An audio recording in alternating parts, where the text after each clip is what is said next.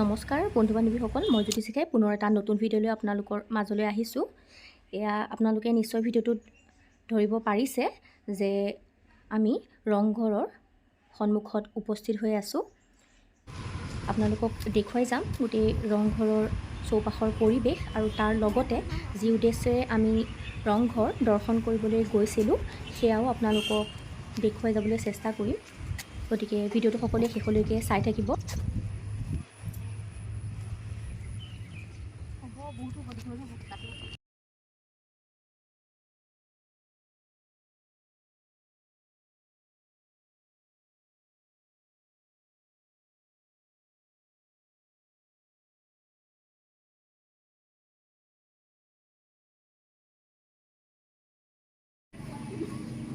এই ৰংঘৰটোৰ ৱালবোৰত কেনেধৰণৰ ফুলৰ ডিজাইন কাটি থোৱা আছে সেইসমূহ আপোনালোকক দেখুৱাই যাম আৰু তাৰ লগতে দৰ্জা খিৰিকীৰ যি আকাৰ আকৃতি সেইসমূহ দেখুৱাবলৈ চেষ্টা কৰিম।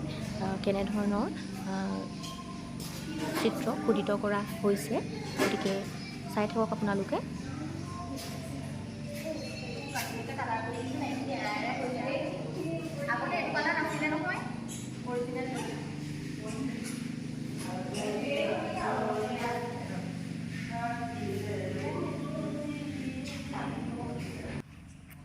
ভালদৰে লক্ষ্য কৰিলে আপোনালোকে ধৰিব পাৰিব যে ৰংঘৰৰ একেবাৰে ওপৰত নাওখনৰ দৰে আকৃতি এটা দেখা পোৱা গৈছে আৰু তাৰ দুফালে দুটা ঘৰিয়াল মুখ কৰি থকা দেখা পোৱা যায়।